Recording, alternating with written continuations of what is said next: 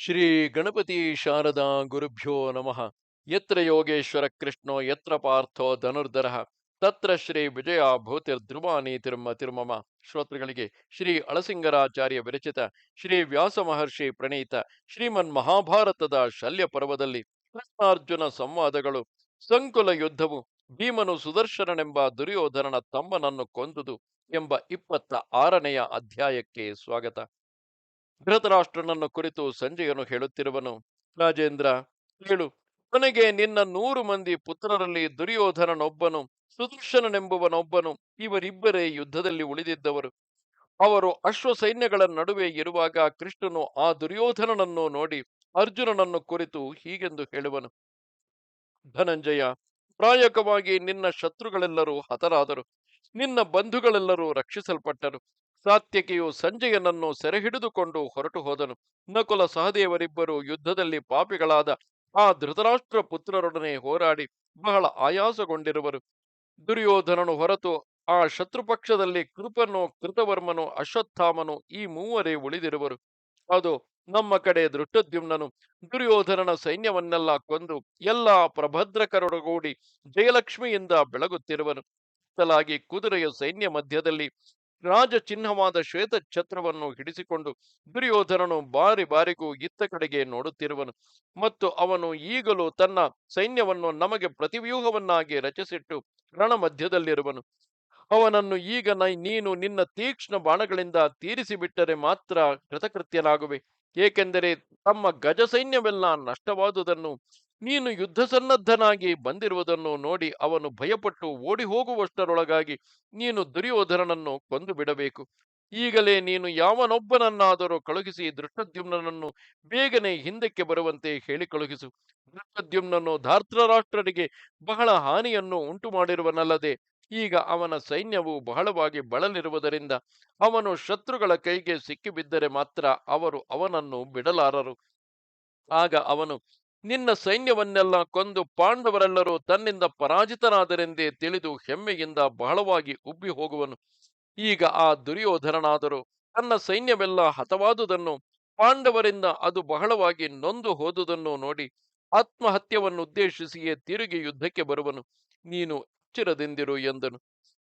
ಈ ಮಾತನ್ನು ಕೇಳಿ ಅರ್ಜುನನು ಕೃಷ್ಣನನ್ನು ಕುರಿತು, ಓ ಜನಾರ್ದನ, ಇದುವರೆಗೆ ಧೃತರಾಷ್ಟ್ರನ ಎಲ್ಲಾ ಮಕ್ಕಳನ್ನು ನನ್ನಣ್ಣನಾದ ಭೀಮನೇ ಕೊಂದಿರುವನು. ಇನ್ನು ಇಬ್ಬರು ಮಾತ್ರ ಉಳಿದಿರುವರು. ಅವರು ಶೀಘ್ರದಲ್ಲಿಯೇ ಕೊನೆಗಾಣುವುದು ನಿಶ್ಚಯವು. ಭೀಷ್ಮನು ಹತನಾದನು, ದ್ರೋಣನು ಹತನಾದನು, ಸೂರ್ಯಪುತ್ರನಾದ ಕರ್ಣನು ಹತನಾದನು, ಶಲ್ಯ ಜಯದ್ರಥರು ಹತರಾದರು. ಈಗ ಶಕುನಿಗೆ ಸಂಬಂಧಪಟ್ಟ 500 ಕುದುರೆಗಳು, 200 ರಥಗಳು, 100ಕ್ಕಿಂತಲೂ ಸ್ವಲ್ಪ ಹೆಚ್ಚು ಆನೆಗಳು, 3000 ಪದಾತಿಗಳು ಉಳಿದಿರುವವು. ಅಶ್ವತ್ಥಾಮನು, ಕೃಪನು, ಕೃತವರ್ಮನು, ಸುಶರ್ಮನು, ಶಕುನಿ, ಅವನ ಮಗನಾದ ಉಲೂಕನು, ಇವರಿಷ್ಟು ಮಂದಿ ಮಾತ್ರವೇ ಕೌರವ ಸೈನ್ಯದಲ್ಲಿ ಉಳಿದಿರುವರು. ಕಾಲವೇನೋ ಯಾರನ್ನು ಉಳಿಸುವ ಹಾಗಿಲ್ಲವೆಂಬುದು ನಿಜವು. ಸೈನ್ಯವೆಲ್ಲವೂ ಸತ್ತ ಮೇಲೆಯೂ ಆ ದುರ್ಯೋಧನನಿರುವ ಸ್ಥಿತಿಯನ್ನು ನೋಡು. ಈ ದಿನ ಸಾಯಂಕಾಲದೊಳಗಾಗಿಯೇ ಧರ್ಮರಾಜನು ಶತ್ರುರಹಿತನಾಗುವುದು ನಿಜವು. ಶತ್ರುಗಳಲ್ಲಿ ನನ್ನಿಂದ ತಪ್ಪಿಸಿಕೊಂಡು ಬದುಕಿ ಹೋಗುವವನಾವನೋ ಇಲ್ಲವೆಂದು ನನಗೆ ಚೆನ್ನಾಗಿ ತಿಳಿದಿದೆ. ಈಗ ಯಾರು ಯಾರು ಹೆಮ್ಮೆಯಿಂದ ಯುದ್ಧವನ್ನು ಬಿಟ್ಟು ಹೋಗದೆ ಮುಂದೆ ಬರುವರೋ ಅವರು ಮನುಷ್ಯರಲ್ಲದ ದೇವತೆಗಳೇ ಆಗಿದ್ದರು ನಾನು ಅವರನ್ನೆಲ್ಲ ಕೊಲ್ಲದಿರೆನು. ಈಗಿನ ಯುದ್ಧದಲ್ಲಿ ದೀರ್ಘಕಾಲದಿಂದ ನಿದ್ರೆಯಿಲ್ಲದೆ ಕೊರಗುತ್ತಿದ್ದ ನಮ್ಮ ಅಣ್ಣನಿಗೆ ಇನ್ನು ಮೇಲೆ ಆ ಜಾಗರಣೆಯು ಬಿಟ್ಟು ಹೋಗಿ ಮನಸ್ಸು ನೆಮ್ಮದಿಯಾಗುವಂತೆ ಆ ದುರ್ಯೋಧನನನ್ನು ಕೊಲ್ಲುವೆನು. ದುರಾತ್ಮನಾದ ಶಕುನಿಯು ಸಭೆಯಲ್ಲಿ ನಮ್ಮನ್ನು ಕಪಟ ದ್ಯೂತದಿಂದ ವಂಚಿಸಿ ನಮ್ಮಿಂದ ಯಾವ ಯಾವ ರತ್ನಗಳನ್ನು ಅಪಹರಿಸಿದ್ದನೋ ಅವನ್ನೆಲ್ಲ ಈಗ ಯುದ್ಧದ ಮೂಲಕವಾಗಿ ಅವನಿಂದ ಕಕ್ಕಿಸುವೆನು.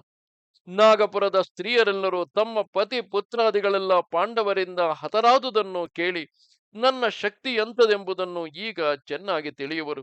ಕೃಷ್ಣ, ನಾವು ಮಾಡಬೇಕಾದ ಕಾರ್ಯವೆಲ್ಲ ಇಂದಿಗೆ ಮುಗಿದಂತೆಯೇ ತಿಳಿ.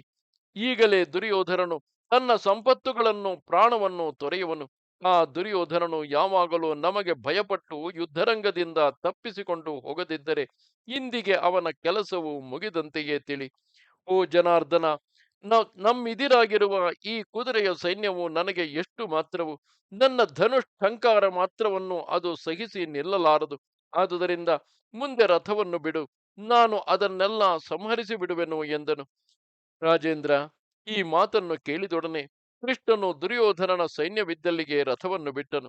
ಆ ದುರ್ಯೋಧನನ ಬಲವನ್ನು ನೋಡಿ ಭೀಮಾರ್ಜುನ ಸಹದೇವರು ಮೂವರು ತಮ್ಮ ಮಹಾರಥಗಳೊಡನೆ ಯುದ್ಧಕ್ಕಣಿಯಾಗಿ ಸಿಂಹನಾದಗಳನ್ನು ಮಾಡುತ್ತಾ ಮುಂದುವರೆದರು. ಹೀಗೆ ಮೂವರು ಒಂದುಗೂಡಿ ಧನುರ್ಧಾರಿಗಳಾಗಿ ವೇಗದಿಂದ ತನಗೆದಿರಾಗಿ ಬರುವುದನ್ನು ನೋಡಿದೊಡನೆ ಶಕುನಿಯು ಮುಂದು ಬಿದ್ದು ದುರ್ಯೋಧನನ ವಧಕ್ಕಾಗಿ ಬರುತ್ತಿದ್ದ ಅವರನ್ನು ತಡೆದನು. ಇದೇ ಸಮಯದಲ್ಲಿ ನಿನ್ನ ಮಗನಾದ ಸುದರ್ಶನನು ಭೀಮನಿಗೆ ಎದುರಾದನು. ಸುಶರ್ಮ ಶಕುನಿಗಳಿಬ್ಬರೂ ಅರ್ಜುನನೊಡನೆ ಯುದ್ಧವನ್ನಾರಂಭಿಸಿದರು.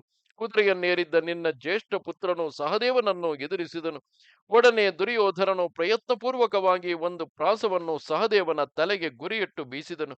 ಆ ಪ್ರಹಾರದಿಂದ ಸಹದೇವನಿಗೆ ಮೈಯೆಲ್ಲ ರಕ್ತವು ಕಿತ್ತುಕೊಟ್ಟಿತು. ಅಲ್ಲದೆ ಅವನಿಗೆ ಮೂರ್ಛೆ ಬಂದಂತಾಗಲು ಹಾವಿನಂತೆ ದೀರ್ಘ ಶ್ವಾಸವನ್ನು ಬಿಡುತ್ತಾ ರಥದ ಗದ್ದುಗೆಯ ಮೇಲೆ ಹೊರಗೆ ಕುಳಿತನು. ಆದರೇನು ಸ್ವಲ್ಪ ಹೊತ್ತಿನಲ್ಲಿಯೇ ಅವನಿಗೆ ಮೂರ್ಛೆ ತಿಳಿಯಲು ಮೆಲ್ಲಗೆ ಚೇತರಿಸಿಕೊಂಡು ತೀಕ್ಷ್ಣ ಬಾಣಗಳಿಂದ ದುರ್ಯೋಧನನನ್ನು ಹೊಡೆಯಲಾರಂಭಿಸಿದನು. ಒಂದು ಕಡೆಯಲ್ಲಿ ಅರ್ಜುನನು ಬಾಣಗಳಿಂದ ಅಶ್ವಯೋಧರ ತಲೆಗಳನ್ನು ಕಡಿದು ಅವರನ್ನು ಕೆಡಹುತ್ತಿದ್ದನು. ಹೀಗೆ ಅವನು ತನ್ನ ಬಾಣಗಳಿಂದ ಆ ಅಶ್ವಸೈನ್ಯವನ್ನೆಲ್ಲ ನಾಶ ಮಾಡಿ ತ್ರಿಗರ್ತ ರಾಜನಾದ ಸುಶರ್ಮನ ರಥಸೈನ್ಯಕ್ಕೆ ಎದುರಾಗಿ ಹೊರಟನು. ಆಗ ತ್ರಿಗರ್ತ ದೇಶದ ಮಹಾರಥರೆಲ್ಲ ಒಂದಾಗಿ ಸೇರಿ ಬಂದು ಕೃಷ್ಣಾರ್ಜುನರಿಬ್ಬರ ಮೇಲೆಯೂ ಬಾಣವರ್ಷಗಳನ್ನು ಕರೆಯುತ್ತಿದ್ದರು. ಅರ್ಜುನನು ಅವರಲ್ಲಿ ಸತ್ಯಕರ್ಮನೆಂಬ ಮಹಾರಥನನ್ನು ಒಂದು ಕ್ಷುರಪ್ರಾಯುಧದಿಂದ ಸಂಹರಿಸಿ ಅವನ ರಥದ ಮೂಕಿಯನ್ನು ಕತ್ತರಿಸಿ ಬಿಟ್ಟನು. ಮತ್ತು ಚೆನ್ನಾಗಿ ಸಾಣೆ ಹಿಡಿದ ಮತ್ತೊಂದು ಕ್ಷುರಪ್ರದಿಂದ ಸುವರ್ಣ ಕುಂಡಲಾಲಂಕೃತವಾದ ಅವನ ತಲೆಯನ್ನು ಕತ್ತರಿಸಿ ಕೆಡಗಿದನು. ಆಮೇಲೆ ಸತ್ಯೇಶುವೆಂಬುವನನ್ನು ಎದುರಿಸಿ ಕಾಡಿನಲ್ಲಿ ಹಸಿದ ಸಿಂಹವು ಮೃಗದ ಮೇಲೆ ಬೀಳುವಂತೆ ಅವನ ಮೇಲೆ ಬಿದ್ದು ಎಲ್ಲ ಯೋಧರು ನೋಡುತ್ತಿದ್ದ ಹಾಗೆಯೇ ಅವನನ್ನು ಕೊಂದು ಬಿಟ್ಟನು. ಆಮೇಲೆ ಸುಶರ್ಮನನ್ನು 3 ಬಾಣಗಳಿಂದ ಬಲವಾಗಿ ನೋಯಿಸಿ ಅವನೊಡನೆ ಬಂದಿದ್ದ ಎಲ್ಲ ರಥಿಕರನ್ನು ಕೊಲ್ಲುತ್ತಾ ಬಂದನು. ಅದರಿಂದಾಚೆಗೆ ಬಹುಕಾಲದಿಂದ ತನ್ನ ಕಣ್ಣಿಗೆ ಬೀಳದೆ ತಲೆ ತಪ್ಪಿಸಿಕೊಂಡಿದ್ದ ಪ್ರಸ್ಥಲಾಧಿಪತಿಯನ್ನು ಕಂಡು ಅವನ ಮೇಲೆ ತೀವ್ರವಾದ ಕೋಪವೆಂಬ ವಿಷಾಗ್ನಿಯನ್ನು ಕಾರುತ್ತಾ ವೇಗದಿಂದ ಅವನನ್ನು ಎದುರಿಸಿ 100 ಬಾಣಗಳಿಂದ ಅವನನ್ನು ಮರೆಸಿ ಅವನ ಕುದುರೆಗಳನ್ನು ಕೊಂದನು. ಆಮೇಲೆ ಯಮದಂಡಕ್ಕೆ ಸಮಾನವಾದ ಒಂದು ಬಾಣವನ್ನು ತೆಗೆದು ಸುಶರ್ಮನ ಮೇಲೆ ಬೀಸಿದನು.